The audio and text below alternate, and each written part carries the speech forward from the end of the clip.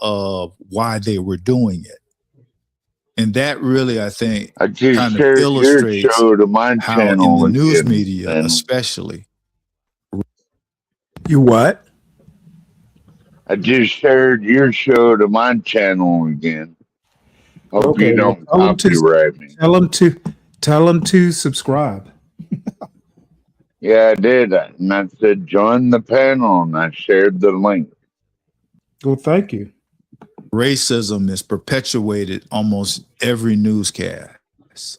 I can show you some way that an issue is reported that is going to negatively reflect on the Black community.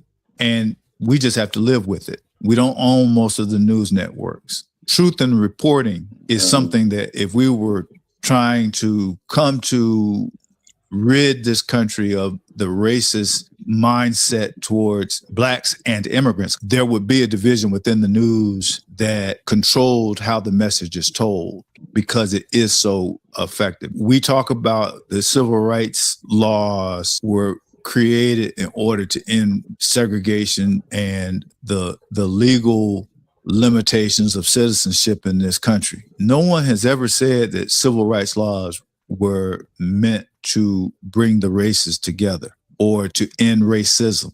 This country has never acknowledged that racism exists. Now, certain sociologists, psychologists have verified that racism exists, but the country as a governmental entity has never acknowledged that racism exists.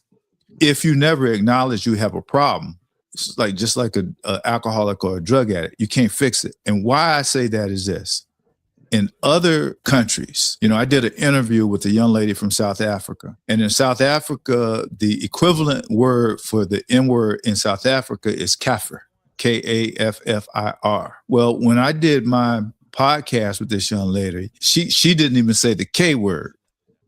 She said the word we don't use anymore. Countries that are serious about trying to end racism do things like that. In Germany, you're not allowed to do the Siegheil, the salute that was so popular during the days of Hitler, or wear a Nazi symbol. Those are the kinds of things that they realize that these images and these ideas are held in images. Yet in this country, for whatever reason, the N-word has never been made illegal. And the justification has been the First Amendment. So ridding the country of racism has never been a primary concern. Giving lip service to civil rights has been enough. And unfortunately, as African Americans, we've allowed it to be enough. If you look at what has happened to the major news networks, CNN has been bought by right-wing conservatives and will ultimately become another arm of the Fox News type media. MSNBC has remained, I guess, more to the left. But if you look at the statistics, who's watching the news networks are playing to an older white audience. And the way that it is being presented is in order to maintain the confirmation bias that the older white audience already has regarding their outlook on America. And what I mean by that in simple terms is Black people are bad and are the biggest cause of trouble in this country. And white people are good. And we're having to deal with all these bad Black people and immigrants who are coming over trying to change America and make it something it was never intended to be. In a very simple and simplistic way, that's how I see American media and news today in this country. If you look at the Articles of the Confederacy, every state within the Confederacy pledged that slavery would always exist had they won the war. So you have a certain population of people who were never punished for seceding from the Union, who believed that slavery was okay. And that same element of society has historically maintained its ideology. It's just not able to enforce its ideology because the Union won. So it goes all the way back to why the Civil War was fought. When I was in school, it was taught that the reason the Civil War was fought was as a result of states' rights. Those states wanted the right to pass laws that the federal government had to respect. What were those laws? They were slave laws. They were the Fugitive Slave Act and laws like that. They could leave South Carolina and go to New Hampshire and capture someone who had escaped and bring them back to South Carolina. There's always been an element in this country that wanted to utilize the free labor of Black people, or to have a subgroup of Americans who had no rights or very few rights.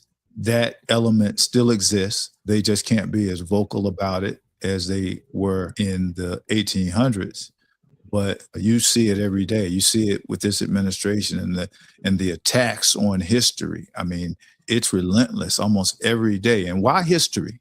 Why is history attacked so much by this administration? Let's talk about it after the break. You don't study history for the purpose of studying history. You study history to learn about the past in order to predict the future. So if you understand that the Confederacy, after the war, those who fought on the side of the Confederates or the Confederacy committed treason against the Union. I was always told that. Well, that's where we're going to diverge a bit. First off, one of the biggest issues was not so much preserving slavery in the states that already had slavery. It was the expansion of slavery westward that, was one of the major triggers. The South needed land, growing cotton and stuff like that. Cotton exhausts soil. Pushing it westward was essential, for the profits to continue to roll in at the rate they had been coming in. Second off, I pretty much disagree that you can't predict the future. I think you study the past to understand the present, how we got here. Possibly you can avoid some mistakes that led up, to past mistakes. I don't think some historian I was watching a couple weeks ago said historians, are the worst futurists.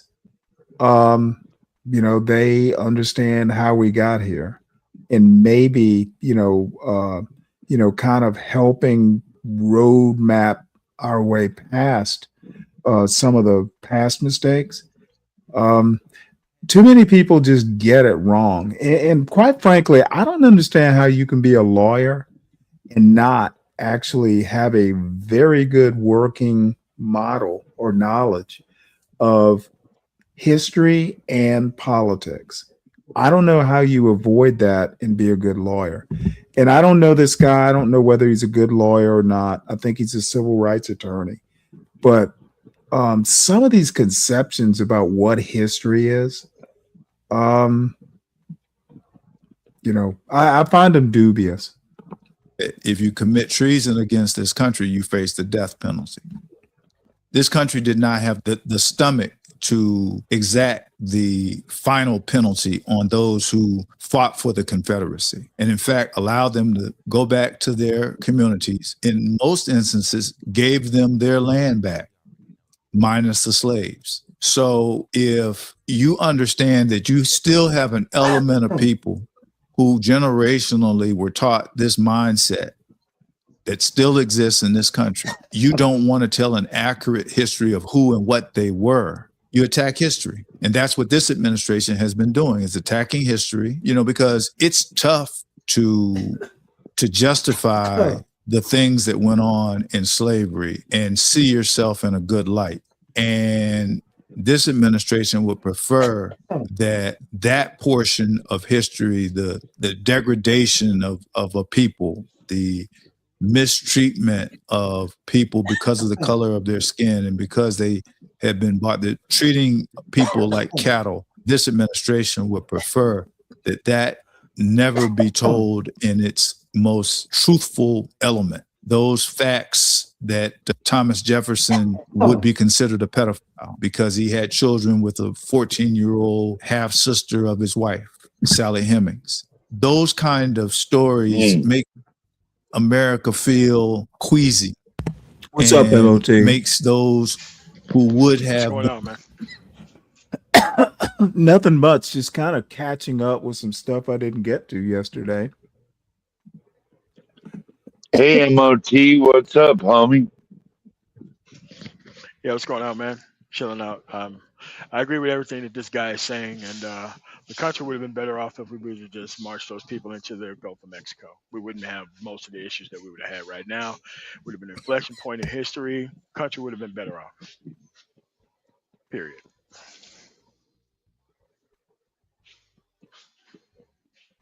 Okay, you mean the plantation class, like the No. in People who fought for after the Civil War?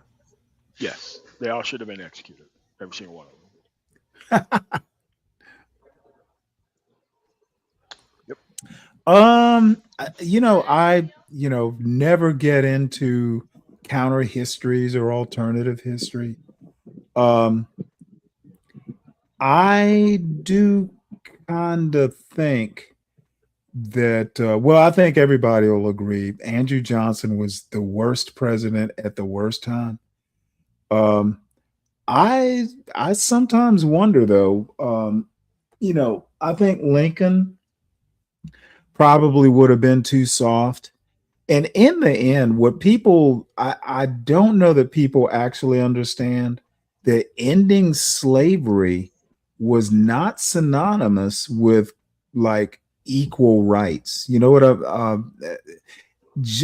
Many abolitionists wanted to end slavery because it was obviously a degeneracy that was basically turning like little white girls into cruel slave masters, that sort of thing.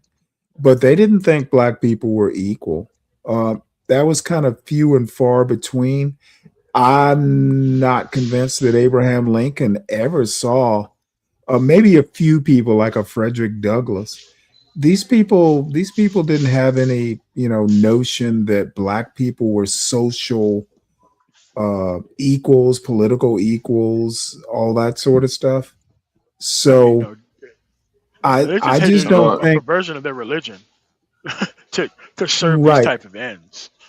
Right, but I don't think America ever had a notion of marching people into the sea. These were, less than 50 years later, they were doing those red and those blue and gray, like, hey, let's all get together at Gettysburg and have a picnic. Yeah, that's crazy talk. Yeah. So they weren't about to march these people into the sea. As a matter of fact, after 1877, like Alexander Stephens, who was a Georgia congressman, I think, became vice president of the Confederacy. If I recall, and I could be wrong, he wound up back in the House, I think. I'd have to look it up. Did. But these people, well, you remember, okay, yeah. Stanley, you remember how racist Lincoln was, right? He wanted to send all the black people back to Africa originally. That was his plan. And when that didn't work out, of course, we had to go to war. Your point would be what? I mean, we pretty much established that a lot of abolitionists were not thinking that black people are equal. They just wanted to get rid of slavery because it was kind of like a degeneracy, a spiritual degeneracy. A clear. So we've established that. Yeah, we've established that a lot of people. Sometimes you can, what did Derek Bell call it? Interest convergence. Sometimes doing the right thing for the wrong reasons, maybe. Sometimes racists, like Marcus Garvey in the Klan or Malcolm X in the Klan. Okay, yeah, these two people who ordinarily wouldn't even be talking to each other, but there's a shared goal of separating the races. Yeah, you know what? We had the same goal. Let's sit down, break bread, and talk about how we segregate. Doesn't mean they're friends, doesn't mean that they think, hey, we're equals and buddy buddy. We just have a common interest and maybe we can help each other out. So that is part of America as well. That's I might something pay that should money to actually see that interview, Stanley. sometimes things like this, it's a simple concept. Things like that should be taught in high school. Sometimes you do the right thing, maybe for the wrong reasons or not for the same reasons somebody else is doing or supporting the goal. That's kind of human nature sometimes. I was thinking, yeah, the wife wants to go visit her father and you're busy working, but you encourage her to go because you get peace and quiet and she gets to see, her relatives. I've been there.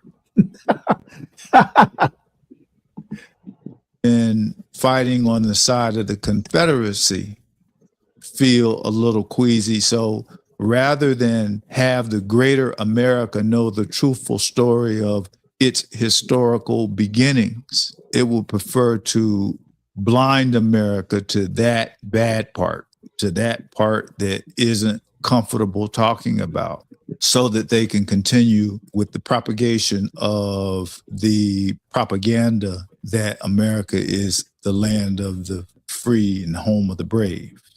These simplistic ideations about who America and what America is helps continue the American story and allows for America to continue to be able to have a class system where you have the very rich and you are having a shrinking middle class and a permanent bottom economic class filled with blacks and other immigrants. I think that we are becoming more like places like Venezuela, many of the countries in the world, Guatemala, where you have two classes of people, rich and poor. Day before yesterday, one of the major developers in this community wants to build on some church property.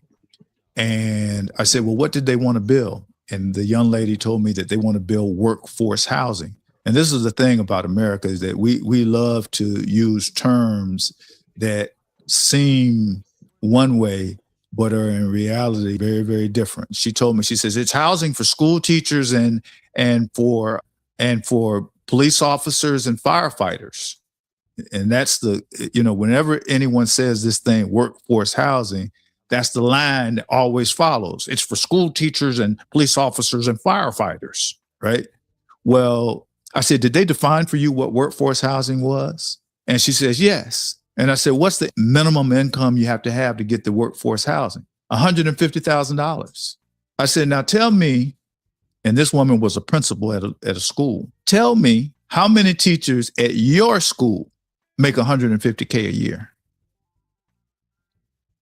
Malcolm X had a brilliant quote. He said, just because I put kittens in an oven doesn't make them biscuits. So just because I call it workforce housing doesn't mean it's for the working people. The median salary in Palm Beach County in some areas is $23 an hour. That's less than $40,000 a year. How is that workforce housing? Those are working people. I got caught up when I was a city commissioner. I got caught in that trap of, well, it's workforce housing, and not asking the second question. Well, what does that mean? Because politicians, lawyers, real estate moguls use a whole bunch of terms that if you don't know what they mean, they make them sound one way when in reality they are another way. Now, workforce housing at $150,000 is not workforce housing for for what would be considered the middle class here in Palm Beach County. The median price of a home being somewhere around $600,000 in Palm Beach County. There are very few people who can even qualify to buy a house. So now here is an apartment where you got to make 150 grand a year to move into it, or a condo. This is somewhere in Florida.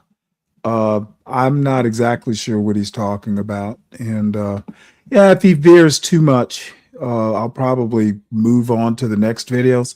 The next block of videos, 2 or 3 videos, is going to be Leonard Remix Roy roasting Stanley, because Stanley did not let Leonard Remix Roy commandeer the show. I don't do that. He's got a channel. If he wants to go live and do what Leonard does, I kept having to remind him, I'm not Latino or, all these people that enjoy your antics. We're going to have to keep you corralled. We're not going to turn this in. We're not going to turn this into the Leonard Remix Roy show. You are not the guest star.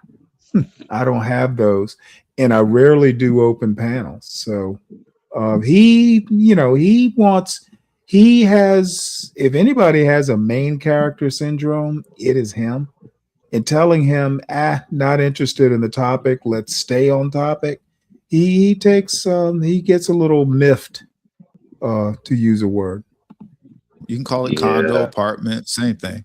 But the developer is selling the black church in notion that they're going to be helping the community by providing workforce housing.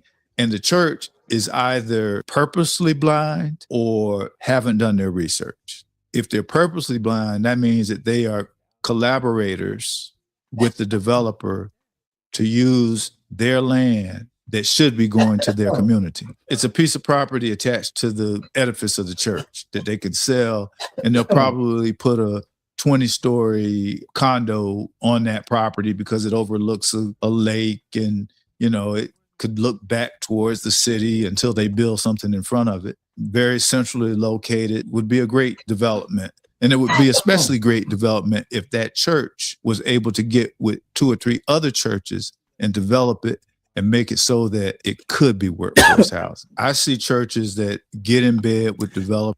Essentially, Lincoln realized towards the end of the Civil War that ending slavery was an economic weapon. Okay. Once slaves could run towards Union lines and abandon plantations, during the Civil War, slaves in the South were still producing food and that sort of thing to feed the Confederate Army. So having slaves going, I'm going to throw down my hoe and run towards the Union lines, you're basically starving the enemy. So Lincoln had all kinds of notions. But towards the end, he's like, hey, you know what? We need to win this war. And I'm paraphrasing a lot. I'm by no means even that much of a Civil War buff. But, and not only that, if you were a young black male fighting for the Union Army, there were perks, voting, pensions, that sort of thing. So, you're not going to be given all these perks to Let's be honest. Okay, no, hold on. Let me finish. You're not going to be giving all these perks like, benefits, monetary benefits, pensions, that sort of thing. You're not going to be giving it to people you want to ship back to Africa.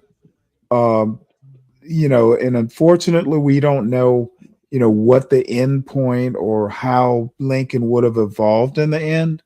But I think the radical Republicans at the time, they were firmly in control for quite some time. They did some Mitch McConnell shit to get things like the 14th and 15th Amendments passed. They were Mitch McConnell level diabolical. So this back to Africa stuff, yeah, for a time. But I think at the end, he wasn't thinking that way. As it turned out, black people were fairly useful. People like Frederick Douglass, who had two of his sons fight in the Civil War. One is like a sergeant major or something. He was kind of prominent.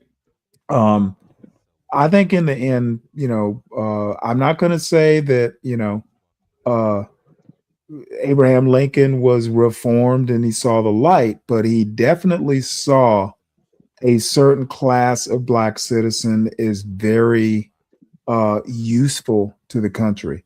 What do you have to say, 12th man? Well, I was going to say Lincoln wasn't all that great toward black Union soldiers either. I mean, you had to have this one general fight just to give them boots, and then they didn't want to arm them Okay, either, what's right? your They what's didn't your want to point? give them Is guns. your point okay? All that changed when They because there was didn't a want to big give them boots or guns or nothing, and they barely fed them. listen to Okay, what I listen to. No, don't fucking okay me. You don't know the history. Okay, it changed is my point. How the fuck do you think they black finally unions? did. Okay, do not interrupt. Okay, stop speaking from a position of ignorance and listen to someone who simply knows more about it. How the fuck do you think Union soldiers fought if they didn't have boots or guns? That was the black ones. They're the ones Okay, they didn't want 12th to give man, boots or 12th man, guns 12th to. man, 12th man. You're talking from the bottom of your beer can. It was like that, but towards the end, things changed. Yeah, thanks to a white general. No, thanks to the commander in chief. This weird Wasn't bullshit. Lincoln in change. Okay, was he not commander in chief? He was but he Okay, well then if grudgingly he is commander in chief, then he was responsible for that white general.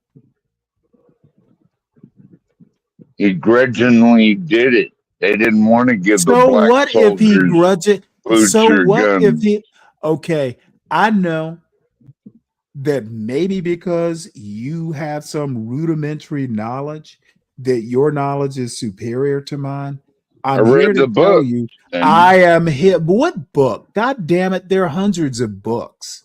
Okay, just because you read a fucking high school textbook, that's not history.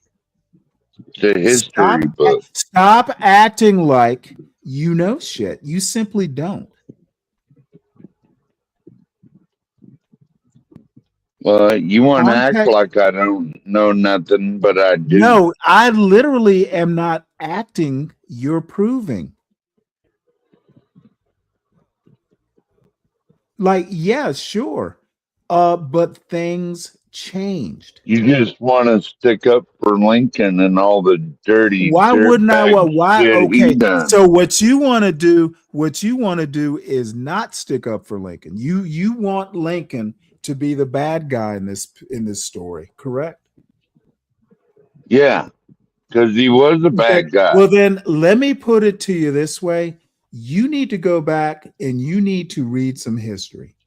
Okay, and That's not why just one someone history shot book. him in his Okay, head. I don't know why, dude. I don't know why you have the need to overtalk me and interrupt me. I'm saying you don't know enough. That's all I'm gonna say. All right, fair enough, Stanley. Carry on. And I'm gonna be. I literally said that Lincoln, getting rid of slavery didn't make him, this kumbaya sort of, hey, black people and white people Right. hand in hand. Okay, did I not say that? Yeah, Did I you not did say say? that. Did I not say you can be against slavery and still have a racist sort of, judging people by the color of their skin?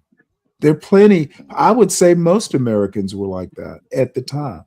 So where this idea of me defending Lincoln, I don't necessarily defend Lincoln, but I'm not going to say that, as soon as the Union had won the war, he was shipping people back.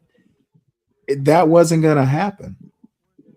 Now, I would also say he probably would have been okay with segregation, separating the two. A lot of Of people, course he would. right, but I can't say that for sure because he was killed. All I can say Yeah. is that there were certain black people that he at least regarded as good for advisement on black affairs. I think that he definitely realized that having the 300,000 or whatever the number was, having black soldiers fight for their freedom because they were motivated to do so, especially when white recruitment went way down because there were people in places like New York City that weren't going to fucking fight to free the black man. So those black soldiers came in handy. I do think Lincoln appreciated that. Frederick Douglass himself was like a major recruiter for black soldiers getting into the Union Army, up to and including two of his sons. One was a very senior enlisted, like company first sergeant or something of that to that effect. So at least Lincoln was willing to put his sons where his mouth was, fighting for freedom. So you just simply, dude, it's not like I'm some eminent historian. I don't know this stuff in detail, but I know enough I don't say shit that I can't back up. And if I'm wrong, I'm wrong. But dude, I'm 61 years old. I've been reading about this shit since my mother put W.E.B. Du Bois, The Soul of Black Folks. I don't know if she put it in my hand, but it was on her bookshelf and I read it. This is 50 years of reading shit. Okay, I don't just get up here and whistle Dixie like a CM. I generally have an idea of what I'm talking about. And if you don't, as I said earlier, I'm tired of dealing with people who just fucking come up and they just want to repeat, shit that they've heard on YouTube shows or from a high school textbook they read 40 years ago. I'm done with that. And I don't really care if I hurt feelings. It's just Not what it is, Stanley. It's actual history, brother. Come on, man. No. Number one, I'm not your brother. And number two, it's not actual history. Okay, I won't call you brother. Literally, it is not. And you don't know it. If you think history is a bunch of timelines, facts and figures, then you don't know what history is. History is not a set of dates and events, it's interpretation of those events. And different historians have different takes on the same events. You can believe one or the other, but history's more than, 1776 this was signed. It's way more than that. It's way more complicated. Yeah, they had to go through heaven and hell just to get boots and guns for those troops. Now I'm sure Frederick Douglass had his boots and guns. No. I'm not going to even let you finish that narrative because sure, it was like that at some point, but at some point it changed. That's what you're not understanding. Things evolve. Yeah, finally. After blisters on the feet and everything else. Who gives a fuck? White soldiers went through the same thing. No, at least they had boots and a gun when they joined up. No. Don't tell me at least. I'm saying white soldiers went through the same conditions. maybe it was worse for black soldiers. The times were the It was. time, but you do not know. I'm going to be blunt. You don't know shit enough for me to really even consider your opinion. You need to hit the books. I'm telling you stuff that I read Don't from a tell book. me. Don't tell me stuff I already know. So you're I know admitting it. who the fuck. No, I'm admitting that you're not good company or good conversation on this particular historical point because you don't seem to have a sense of nuance or context. Well, it's your opinion, Stanley. You're welcome No, to it. it's not. It's not my opinion. It's what I've read, written by actual historians. Oh no, Bruce, maybe you've been and reading the don't do wrong the book. research and do You a know good what? Let deal me for the guarantee you one community. thing. Even if I'm reading the wrong books, I've read way more books than you have. Well, you're older than me, of course you Sir, have. Okay, dude, I'm fucking 6 years older. There are people 20 years younger that have read more than me. Bottom line is you don't even seem to have a firm grasp on any of this. That's all I have to say. and collaborators. I want to tell you about Ryan Coogler's deal that shocked me when he was negotiating to sell the rights to the movie Sinners. We'll do that after this break.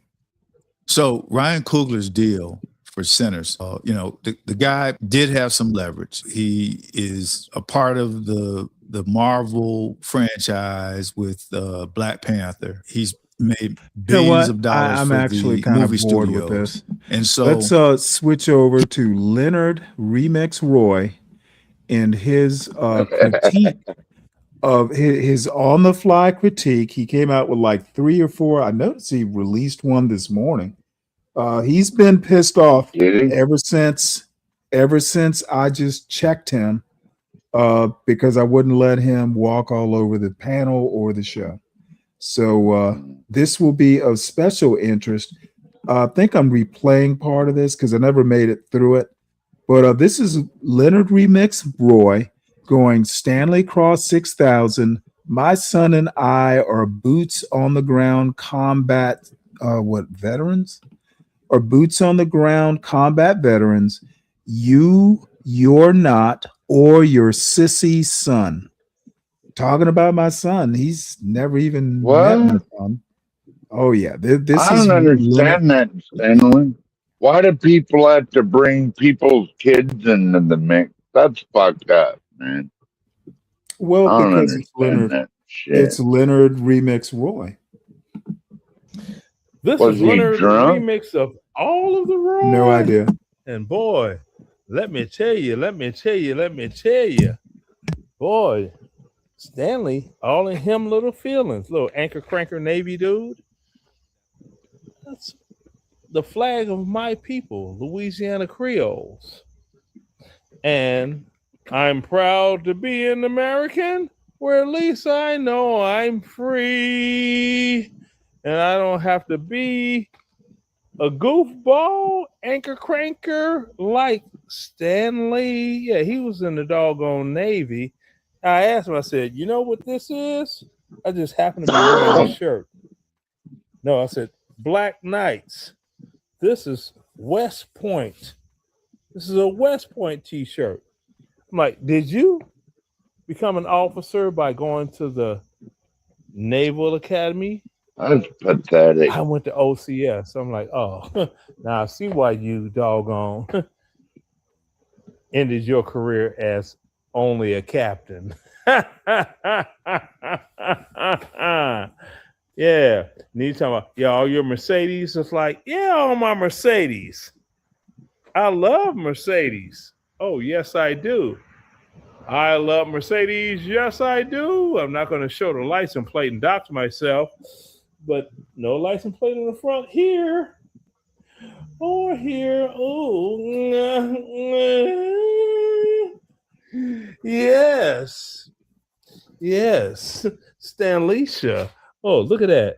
101st Airborne. Third ID. Now, let me explain something to him. When he was talking about the Navy and Marines and combat. Okay. Vietnam era, that shit was cool. But who led the invasion? Desert Storm. That would be the United States Army, First Armored. Not the Marines. That are part of the Navy. And the Navy, unless you're like a CB combat engineer, something along those lines, or Navy SEAL, you never boots on ground. Stop it. You know, he's a F egg like the rest of them. Now,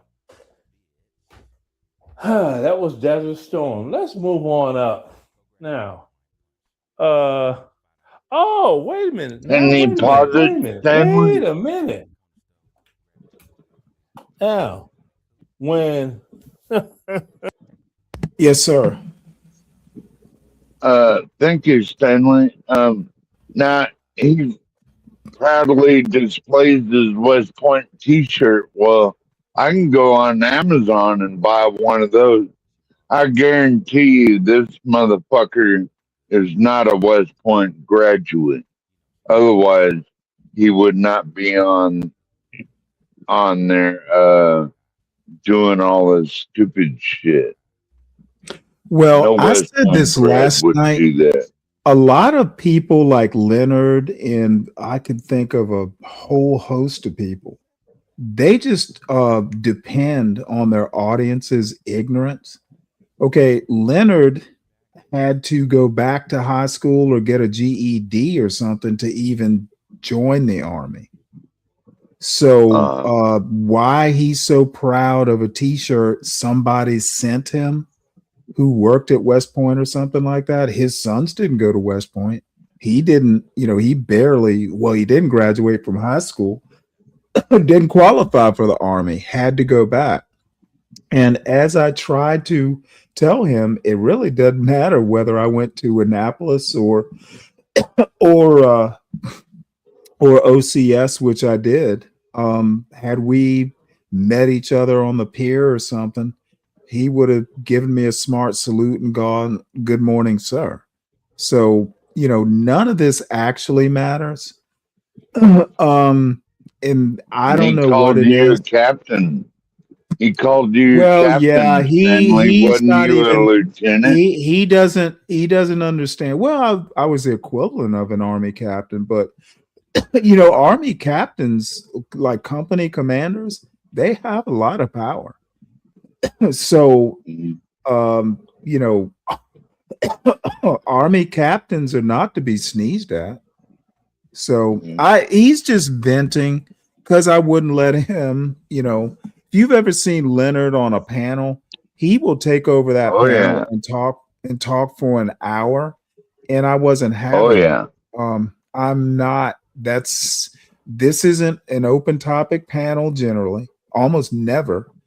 And I'm not that impressed by his antics.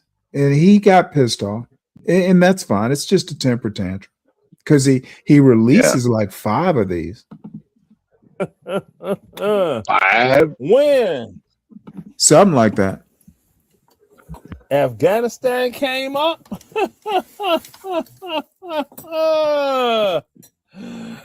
Oh my goodness. Sounds like a coup. You see that there? That patch there? Now, I was not special forces. Okay. Just happened to be was considered an augmentee. Afghanistan. Oh, okay. Then you want to go to Iraq? Oh, let's go to Iraq. Because 37 Cav was regulating, leading the charge in Iraq. I was in 57 Cav right there. This means a lot to me. I keep it close. All right. While Stanley was not remotely boots on ground, you know. Now, I know. Well, I have to say, in Stanley's defense, the Navy up until Afghanistan, maybe Iraq, but Afghanistan, I know for sure, we were rarely boots on ground. We were boots on deck. The Navy That's right. isn't the Navy's not a ground force. Why he thinks he's like scoring points here is beyond me. Not upset Unless you're Navy about SEAL, then it's boots on the ground. telling him about the PAC Act, whereas he would be eligible for veterans benefits that he didn't know about. He talked about, my father been telling me, like, shut up, Stanley. Now, I'll let you all listen to it for the remainder of this video. Okay. All right. Let me He's go on here on drunk, Google. Stanley.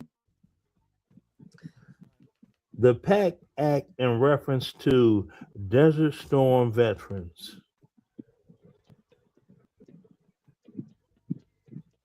And this is what happens when apparently people get drunk and they're hearing their own voice louder than other people's voices. Yeah. I told him that this PACT Act is something that affected my father. Might even be years ago now, but he actually did go, well, hey, and I'm just lazy, but I'm glad Leonard brought it up because I have a doctor's appointment coming up, and I'll make notes and maybe even do the paperwork if possible before I get there. So I'm appreciative that he reminded me. But this motherfucker acts like he's the smartest black veteran. Dude, my father is literally a Vietnam vet. That whole Agent Orange thing, he had to have the advocate and all this stuff. Leonard seems to think that he's the only black man in America that's capable of navigating paperwork and all this stuff. While I appreciate him reminding me, part of his problem is much like John Galt, if John Galt gives you advice, it's like you're beholden to him forever. And dude, the only black man that I might be inclined to bow before is my father. I've said hundreds of times, I don't have heroes. If I did, it would be Frederick Douglass. But my parents and my father, the remaining parent, he's my hero. Fuck Leonard. Okay, listen up. Like anybody gives a fuck about any of this. That's the amazing thing. This is some sort of beef video talking about the PAC Act. The PACT Act expands healthcare and disability benefits for Desert Storm veterans, specifically those exposed to toxic hazards. It presumes exposure for veterans who served in Southwest Asia after August 2nd, 1990, removing the need for them to prove direct exposure. So, seeing as he says he served He had to ask the robot. on the ship in that region, and they had all that toxic oil burning stuff in the air. I'm like, hey, bro, you got lung issues, maybe unbeknownst to you, and you can get compensated for it. You can't reverse the damage, but you can get compensated for it. What does he do? Call me a motherfucker? Really? And I'm like, okay, well, You got his pussy hurt because you called him a then I said, well, motherfucker. my daughter retired. Purple Heart. Oh, and by the way, that was like an hour after we talked about it on a totally unrelated matter. Apparently, I'm supposed to be eternally grateful because he brought it up. This dude is a weirdo. Yeah, evidently. Our veteran, my son, 100% disabled veteran, just like their old dad, Iraq, Afghanistan. Oh, that's something proud to talk about your kids. I'm like, oh, yeah, Louisiana Creole flag. I'm sitting here like, dude, his child is going to school at Georgia Tech, downtown somewhere, not And downtown, but in the Atlanta region. Yeah. Not gotta wishing any bring up bad your upon his kid, man. son. That's If he end up being a robbery victim at that ghetto ass college or something worse, not a hey, ghetto it is what college. it is. See, people need to be careful what they speak when they speak it, because sometimes they speak their own doggone demise into existence. Now You can be mad listen to all you this want. I don't give motherfucker. a damn. I'm trying to help a fellow veteran get what they deserve. And he treats me like that. I was like, okay, fine. Well, what I'm trying To to hell figure with out you, Stanley. is even if I treated him like shit, it wasn't my son treating him like shit. Like, seriously, my son, if I asked my son, hey, go to my page or go to my show, my son I don't even know that he knows the name of the show or the channel. Where does my son come into any of this? And Who knows? he called Georgia Tech a ghetto ass college, and that's one of the most highly regarded colleges in the country. I mean, Well, this motherfucker's stupid, man. I haven't been all over the campus, but I can tell you right now, number one, don't be out in the middle of the fucking night. They do have campus security. And it is in Bless you, Midtown. Stanley. It is in Midtown. There are probably times and places on the campus you don't want to go. But I've been on the campus plenty of times. It's not that ghetto. As a matter of fact, it's fucking beautiful. I like it. I like Georgia Tech's campus better than I like the University of Georgia. I love y'all's architecture down there. It's beautiful, man. We don't Right. have that But the thing out west. is that being a fellow black man, he's just pissed off. You know what? Well, Stanley, hold on. He doesn't even claim to be black. He says he's Creole. So that's supposed to make him better than a black man, evidently. I actually have no idea how that even applies to much of anything. It's entertainment. I don't take, like I've been trying to say for the past couple days, after this whole Seymour experience, it's hard for me to take these characters seriously. I'm just going to do what I do, and I'm going to conduct my panel the way I think it needs to be conducted. Leonard doesn't get special treatment because he reminded me, or even if he thinks he informed me, dude, that doesn't mean you get carte blanche. And your whole entire family. I'm too light skinned to deal with your foolishness, especially since you got that doggone Lori Lightfoot hairstyle. Think she's white or something. I don't Frederick know. Douglass. So, be gone, Stanley. You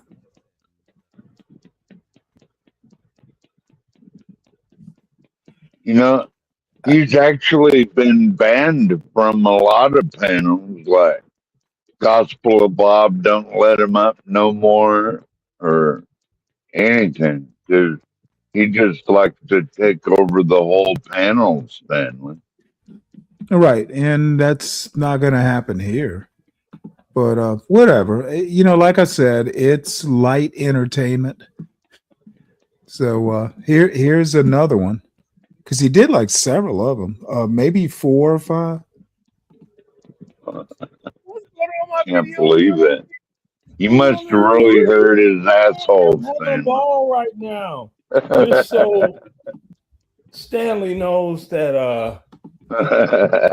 I don't live stream. Oh wait, I just this is called More 8/9/2026 video for Weak Sauce Stanley Cross. And let's see. Oh, and his son. He still wants to include my son. post the Jesus. video instantly. Or maybe I It called him is- son. Here we go. 3:34 a.m. East Coast time. This is Sunday morning. I have nothing to do because I have nothing to do. But he said that I went and got my GED so I could join the Army. This is a high school dropout. Yes, I did drop out of high school.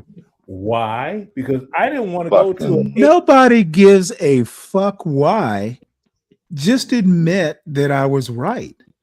If you dropped out of high school to get into the Army at the time, and I think it's still that way, you have to have a GED or a diploma.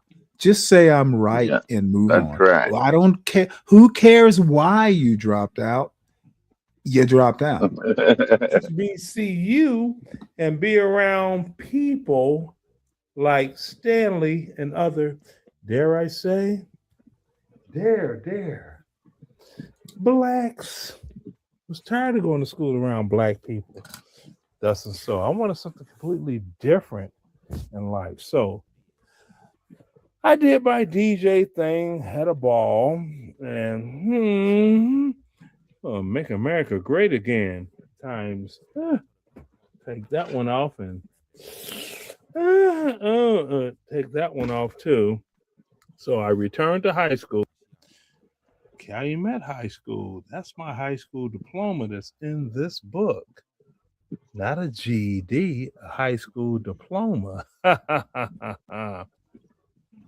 Yes, Stanley is a doggone. Okay, let me help you out here, Leonard. Okay, I don't give a fuck whether it was a GED or you had, and I actually said that. I couldn't remember whether it was GED or maybe he had to go back to high school. The bottom line is you couldn't just go to the recruiter and say, hey, I want to join. That recruiter said, you're not qualified. You need some form of high school diploma. Okay, nobody gives a fuck about your life story or your life story details. So stop the cap, son. We put these MAGA hats back up. Stanley is a jerk. He's not boots on ground. His little You're a jerk. I'll confirm that, didn't have Stanley. what it takes to even be in the military. Yeah. It's a sissy. So my son, Sissy. He's talking about my son is a sissy.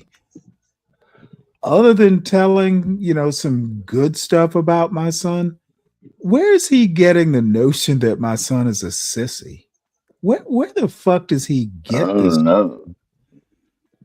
He Let's just see, says it because he's online. He wouldn't say that to your son's face. He'd never he say would- that. To let your me son's put it to face. you this way. We don't travel in the same social circles.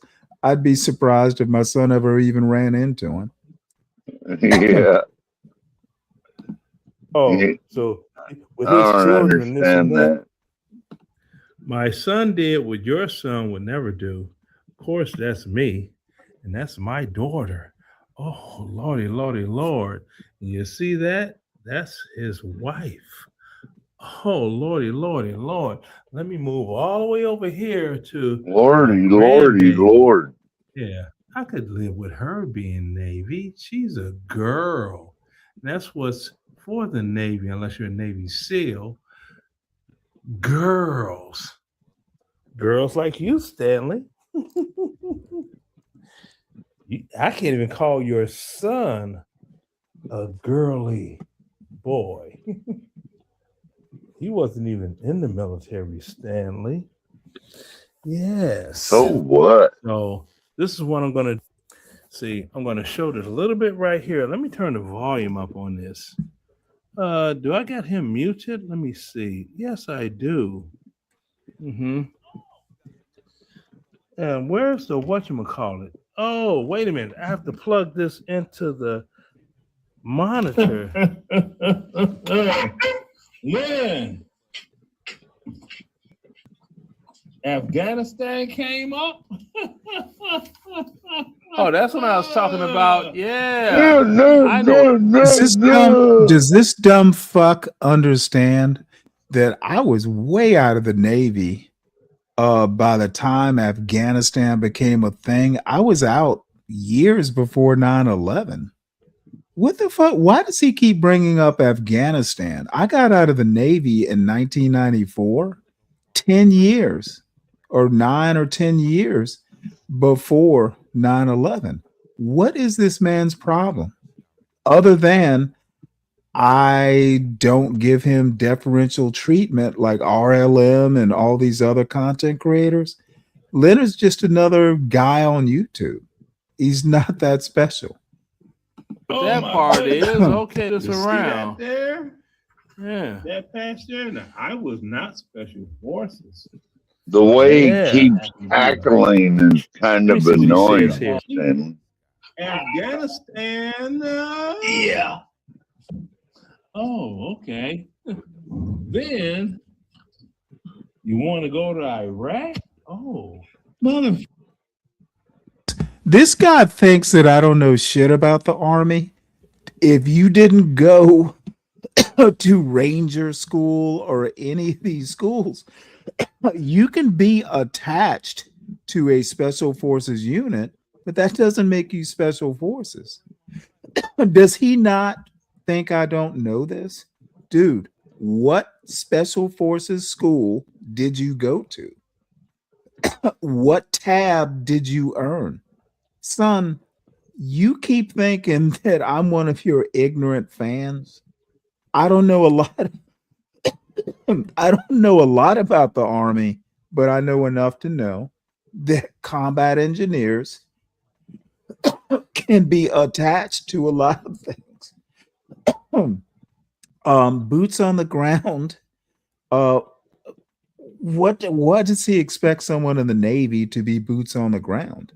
Especially before Afghanistan, the dude is low vibrational, low tolerance, thin skinned, and he's clowning himself.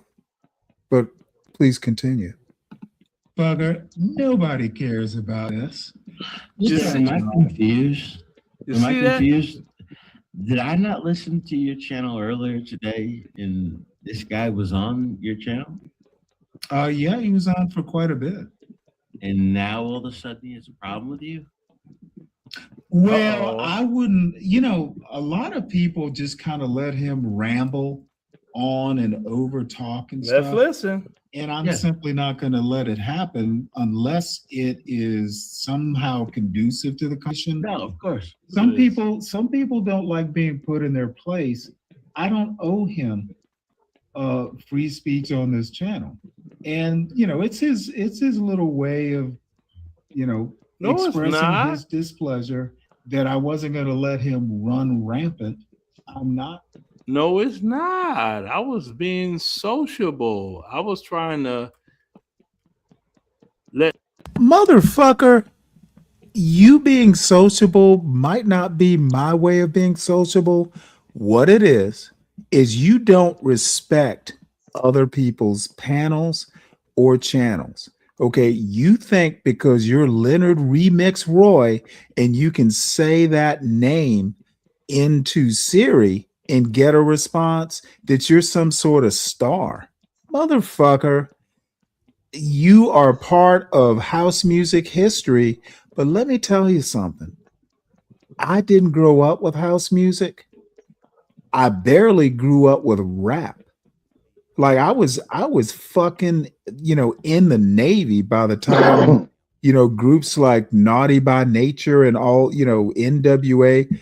Dude, I was well on my way to a fucking deployment by the time, this stuff came out. I didn't grow up with it.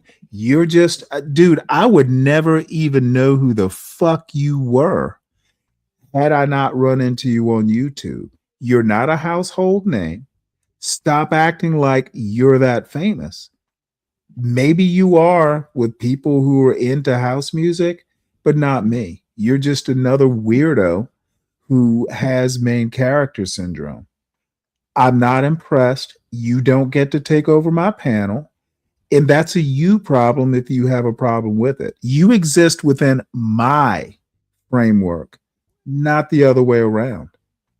You hadn't been coming up to the channel much before now. Let's go back to how it was. Stanley know about things that he is entitled to as a veteran, but Stanley's a little bitch. Ordinary right now, a little bit. This isn't the military. No, but I'm saying like that's how he lives his life. I don't know how he lives his life. It's actually not that important. I'll tell you what, Stan. I remember when he showed his butthole on Earth's Channel. I surely did. Mm-hmm. And I was proud of that. Yes, I was. So The proud porn bomber. The military is not important. Well, Stanley, if the military is not important, why do you have My Healthy Vet? Then we talk. Let me tell you why I have My Healthy Vet. Because I'm a veteran. That's why. The military was important to me.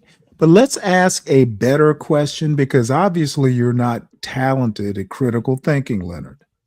If the military was that important, why are only 2% or less in the military currently? Tell me why less than 2% of 350 plus million people, they don't seem to find it that important to, run in droves towards the military.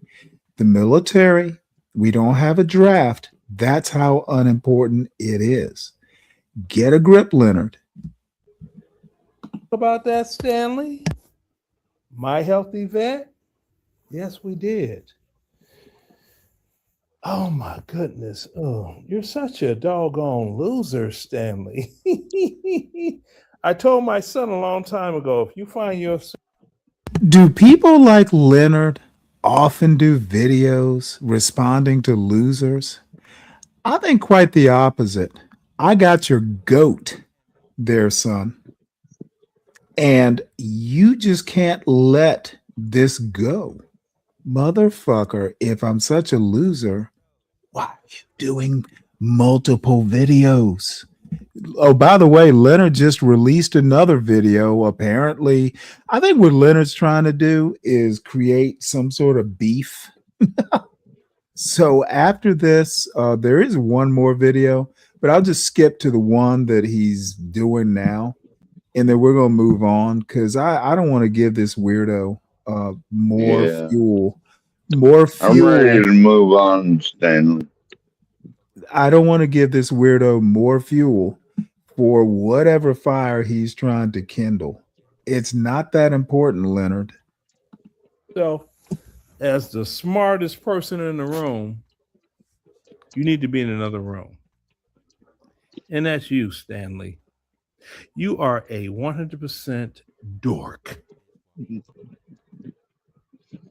I'll make sure to time him out next time I see him in chat.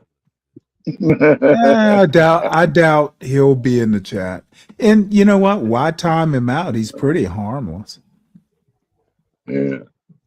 I don't think timing Leonard out in a chat is going to make him any better or worse. He's just going to be Leonard. So Yeah, this he is what. didn't really comment in the chat anyway. What's going Wait, on? hold it. He's back. This is from 3 minutes ago. He's still putting shit out. This is called Now There's Two Black Guys Trying got to a Drag real- Me on YouTube. Wait, hold He's it. got a He real actually, hard okay, on hold for you, on. Stanley. Hold on. Why does he think I'm trying to drag him? I'm highlighting him. He takes the time to talk about me as a loser and weak sauce. Maybe I'm something And after bringing all. your son into And I don't everything. know why. You need to comment before I'm done commenting. Sorry, Stanley. I think that Leonard sees some star potential in me. That's why he keeps talking about me. That's what I'm saying. Now, what do you have to say before I start this this glorification video? No, go ahead, Stanley. I'm just talking shit myself. What's going on, my video viewing audience? Leonard Roy coming at you. And oh my goodness, you have two different channels. Yeah. And they are chibber chabbering about. And he's on Leonard. Twitch and Leonard shit. is the great one. Now, I received a text message saying that CT is back at it again. So what does that make? This is Sunday, so that's Monday. How many days? Monday, Tuesday, Wednesday, Thursday, Friday, Saturday, Sunday. That's 7 days This with him. motherfucker doesn't even know yakking how about many me. days there then you are have- in a week. Let me point out that I watched a little bit of CT's show. The few minutes that I watched, they weren't talking about Leonard. What the fuck is he talking No. about? Maybe they don't know. talk. Okay, I don't understand. 12th man. It was a rhetorical question. I don't understand why. I must have missed the part they were talking about Leonard. I listened for maybe 20 minutes. They weren't even talking. They were listening to another show. Leonard's name didn't even come up in the chat. What is wrong with this man? have I don't Stanley, know. the anchor cranker. He's talking about his military, this military, that. I'm like, dude, the Navy is not a ground force. You weren't boots on ground, Stanley. You never met the Navy SEALs, evidently. You did nothing. Nothing. Right? But this is what a Leonard doesn't understand. I led men. I led men. That's something, son. Yeah. sit out on sea, boots on deck. Just like when I was in the Air Force. This motherfucker had to choose a force, Air Force, Army. He couldn't even settle on a branch. Is the Air Force? He wasn't in no Air Force. I don't believe they let you in the Air Force with a GED. I don't think they let you in there. No clue where you're getting that timeline from. He didn't say he got into the Air Force with a GED. At least I don't think he did. My point is that, dude, there's you know what? I'm not going to even go there, but getting out of one and going into the other, there's some suggestions that going, ping ponging back and forth and all this stuff. There's some things that I could go into, but I'm not that interested. Right? Oh man. Yeah, and then I was watching this movie. This is Stanley right here, live and direct on TV. Ooh, we're gonna get the shit now. Yeah, the shit. We're gonna get the shit now. Ooh. Looking like Mr. Sims from Tales from the Hood. And CT, that big mullet head. Oh man, and I had to click on this. You got this one Republic Tea Room. Look at this one here. Old broad, young picture. Look at that. Old broad, young picture, never cams up. She's talking. Well, you can look at his teeth and see he's very unkempt. I'm like, right. Well, my credit score show kept nice. Look at it. Look at all them. Look at that shining, that glistening forehead. Look, the glistening crispy. Glistening crispy. Oh, hello, my baby. Hello, my darling. Hello, my ragtag girl. Oh my goodness. Yeah. So this is good. Tackling motherfucker. If they talk about me enough doggone traffic is going to come my way. And hell, I may start live streaming again.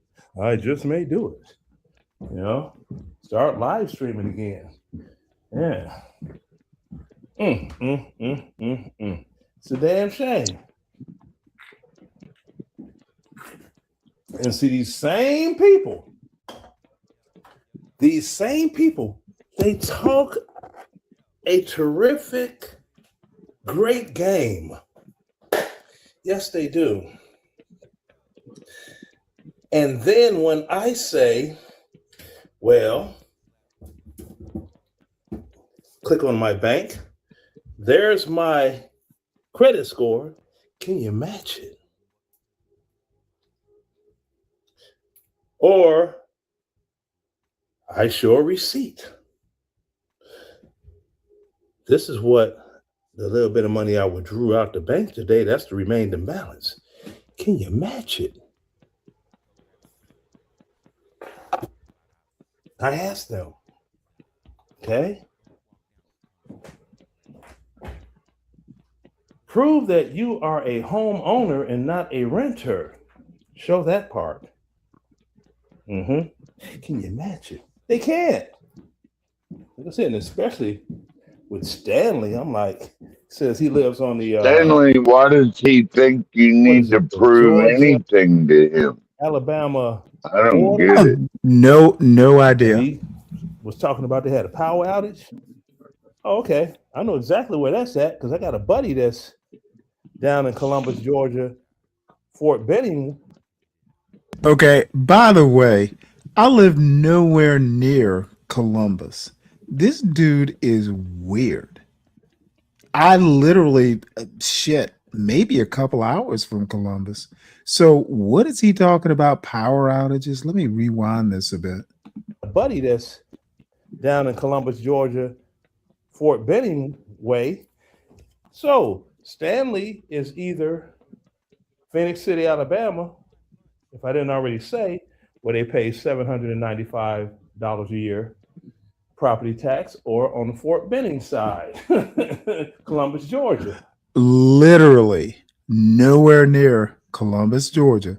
You know, that Alabama border is a long ass border. Listen to this weirdo.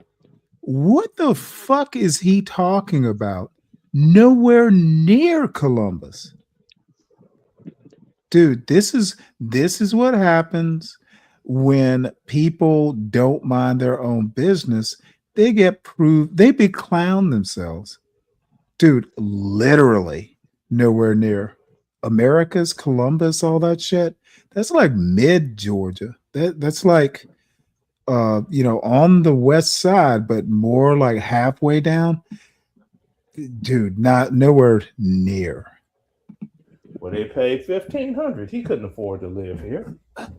How the fuck does he know what I can afford? He can't even get the region of Georgia right. this again. Goddamn, dude. I'm literally an hour away from Atlanta. Columbus is more than an hour away from Atlanta, at least as far as I know. I've literally never even been to Columbus, Georgia. That He CM, didn't know you know, Savannah call him Mr. very Nation. well, Yeah, evidently. you got. Well, I'm not in He got Savannah. CM. Stanley don't even have a car. He won't even show a car. He don't have a car. Now, power outage, and this dude. I'm literally not going to show my car or personal business. I like some things private. And as I said, it was a planned power outage. They let us know like 2 hours and they were late. So a power outage, what the fuck is he talking about? The logic doesn't connect. I don't know. I man. knew, as a matter of fact, I knew they were going to do it. That's why I started the show later, figuring that, it would be done, it would happen and be over with. I love seeing a dummy be dumb, though. And it only lasted for like 15 minutes, Stanley. It's like, what the fuck? Yeah, it was pretty short. And he's not even at the point to get any revenue off YouTube yet. It's like, I got him that fired up. And does he not think that people support the show? What this guy, I got so deep under his skin. The dude is just like a girl windmilling. It's like a girl fight in this news. It's like a big girl fight in Leonard's head. Two girls just windmilling between his ears, and he's just trying to find something that lands. It would be comical if he weren't so old. The ultimate crispy. CT's a crispy. The ultimate crispy. Because he won't let you up, motherfucker. Let me call a friend of mine. Talk to them. Because I'm having too much fun just alone with this.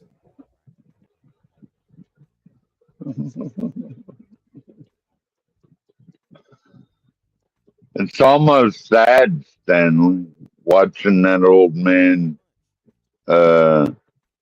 piss away his life being mad at you. I don't think he's pissing away his life. I think he's having the time of his life. To be honest. What else would he be doing if he wasn't fussing at me and CT? So let's see where I am. CT don't let him up on panel. That's why he's mad at CT. Like the Gospel of Bob don't let him up. He's mad at the world. Oh well. I see that Universal's show has started. I'm not even sure. It's something like parasocial obsession when watching turns into ownership. And this is like Tina and Andrea. I'm not even sure I'm that interested in it. I see C. Moore is over there. I should simulcast it or something, because this is an old Obama versus Alan Keyes thing. Apparently they were debating for that U.S. Senate seat that Leonard was arguing about. I should have showed this yesterday, but we'll watch a few minutes of it. And this is vintage Obama before he was even in the U.S. Senate. And then maybe I'll just end the show and go over and watch the travesty. But I can't imagine Tina and Uniquely, versus C. Moore would even be that interesting. unless you're into that. Chicago Tonight election coverage is made possible in part by the City Club of Chicago, a nonpartisan civic organization dedicated to enhancing the discussion of public policy.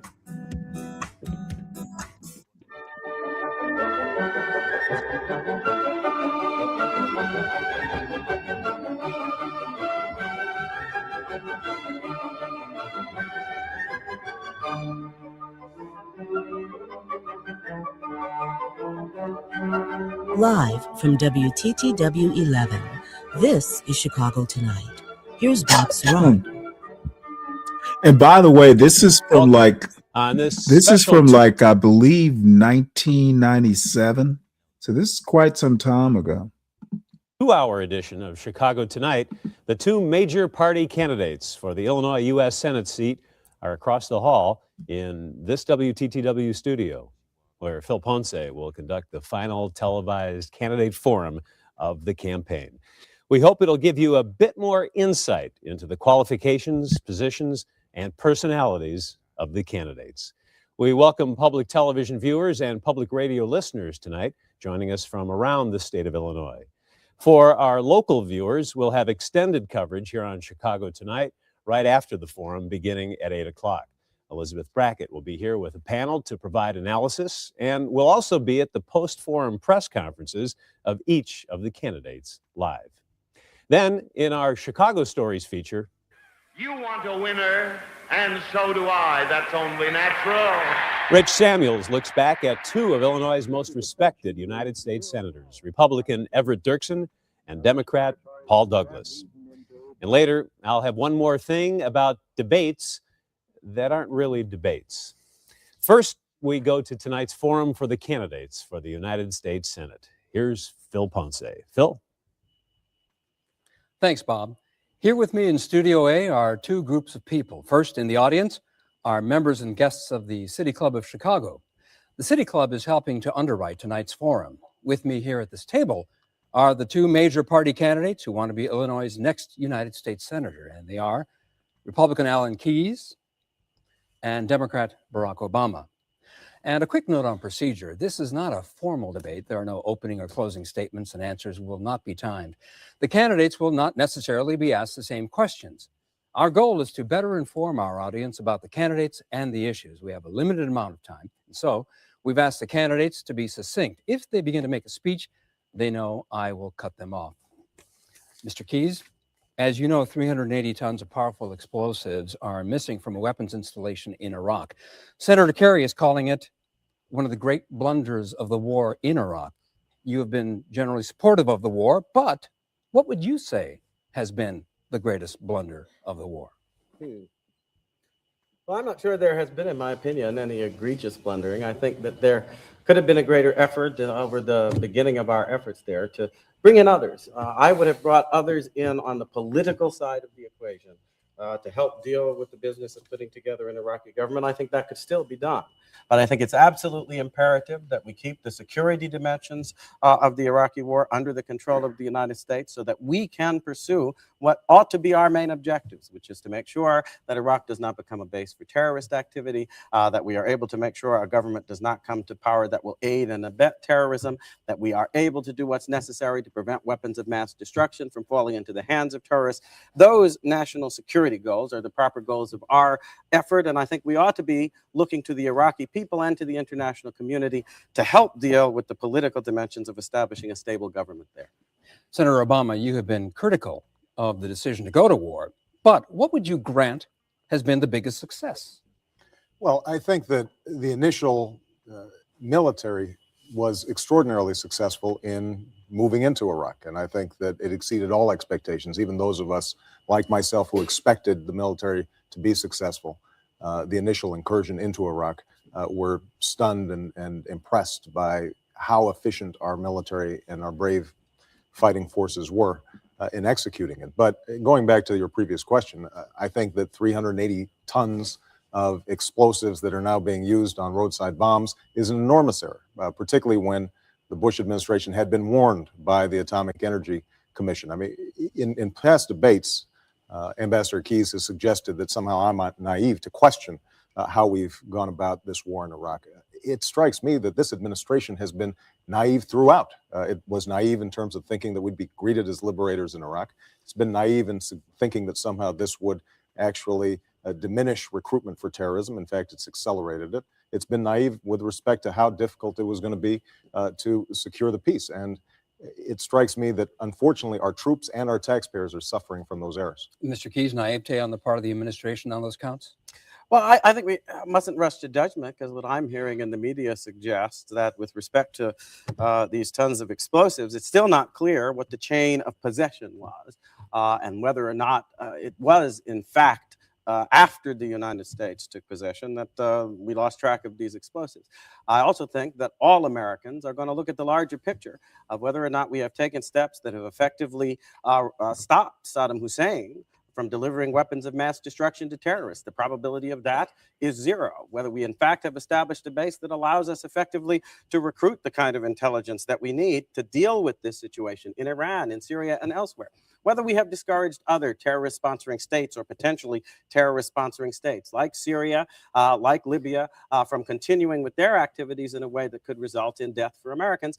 And I also think we have to keep in mind that the kind of things that we are doing in Iraq and in Afghanistan are only part of the effort we must make against terror, which is to carry the war to the terrorists themselves by every means necessary to find their cells and to wipe them out before they hit Americans. And I think that is part of the effort that does require both intelligence and discretion, and it is going forward. Along those lines, Mr. Obama, name a key vulnerability or weakness that you see in Homeland Security that you, as a senator, would address. Well, I think our inspections of ports.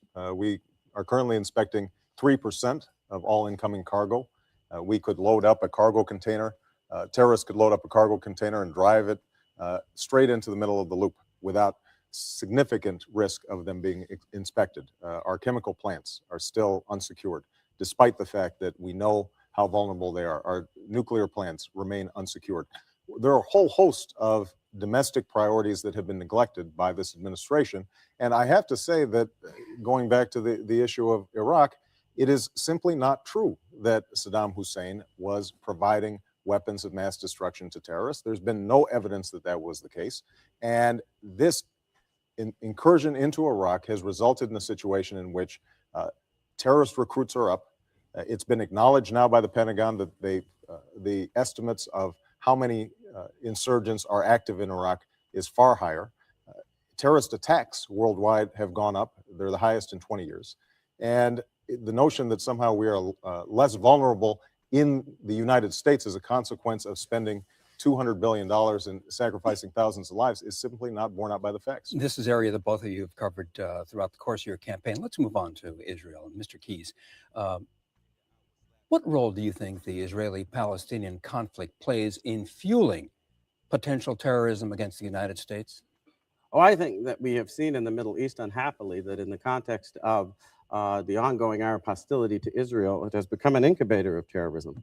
But I think that was partially because of the response that was there from the rest of the world, including some previous administrations, the Europeans and others, who allowed terrorists with the blood still dripping from their hands to sit down at so-called tables of peace negotiations in order to collect the ill-gotten gains that they had achieved by going after innocent lives. I think that's a great mistake. I think the Bush administration the real question, Mr. has Keyes, followed the real if I may interrupt, the real question was, to what extent is the unresolved nature of the conflict fueling potential terrorism against the United States? That's what I meant to ask. No, that's not the real question. The real question is whether or not, by making concessions to terrorists over the course of several decades, we in fact helped to create the mentality that has then led to a widespread and global threat from terrorism. If we had made it clear, as the Bush administration has, that we will not negotiate with those who practice terrorism, then perhaps we wouldn't have encouraged the adoption of terrorism as a strategic weapon on the part of some Palestinian groups, some in the Arab world, who think that they have gotten away with it. They have reaped rewards from it. They have killed innocent lives in Israel, on the Achille Lauro, at the Olympic Games. And at each stage, we were willing to go forward with a process that then rewarded them for this terrorist death. I think the real question is whether or not we shouldn't have started to say no to terrorism long before we did. Then maybe we wouldn't have been struck on September 11th. Mr. Obama, your thoughts on the role Israel plays in the potential motivation of potential terrorists against the United States? Well, I think that the ideology, the death cult that's perverted one of the world's great religions, doesn't need an excuse like Israel to engage in the kind of violence that people like bin Laden have engaged in. I think that obviously, to the extent that we can arrive at a peaceful settlement in the Middle East, that would be helpful in draining some of the anti-Israeli and anti-American sentiment that exists there. But we've got to take more steps than that. I mean, one of the concerns that I have, for example, is that we have not been particularly aggressive in promoting the establishment of secular schools in the Middle East that would counteract the madrasas that are basically the only education that young Islamic men are receiving in places like Pakistan. So there are a whole host of issues that I think we're going to have to grapple with. This is a battle of ideas and not simply a military battle that we're engaged in the Middle East. And I think that one of the tragedies of the Bush administration is they've been very neglectful of that second leg of the battle. Let me ask you this, though, along those lines. Today, the Knesset voted a strong vote of support to Prime Minister Sharon's plan to withdraw settlements from Gaza. Is that a sign that the administration's support of Mr. Sharon is well placed? Well, I think that Mr. Sharon took an enormous risk and an appropriate risk in that particular circumstance, because what you've seen is a failure of the Palestinian leadership to clamp down on the sort of terrorist activities that have been taking place. And for the Israeli government to take this sort of unilateral step, I think is entirely appropriate in terms of protecting their people. Ultimately, what we're going to have to see is the Arab peoples and the Palestinian people develop the sort of legitimate political leadership that is able to negotiate in a nonviolent fashion and have the will to clamp down on terrorism in a way that has not been done. Let's move on. Let's move on to But another I find it hard to understand. Go ahead. Because over the course of time, you have criticized the Bush administration time and again for a so-called failure to engage in the peace process, when in point of fact, when they withdrew and refused to deal with terrorist elements immediately after they had attacked and killed innocent Israelis, they were... Yeah, looks like people have lost interest in tonight's show, and I will probably pick this video up at the start of tomorrow's show. Hopefully I'll be back around 4:30. I dropped Universal's link into the chat if people want to go over there and witness that, as I called it, mud wrestling pit. So I'm going to go ahead and wrap this up, and I will hopefully see everybody tomorrow. Enjoyed it.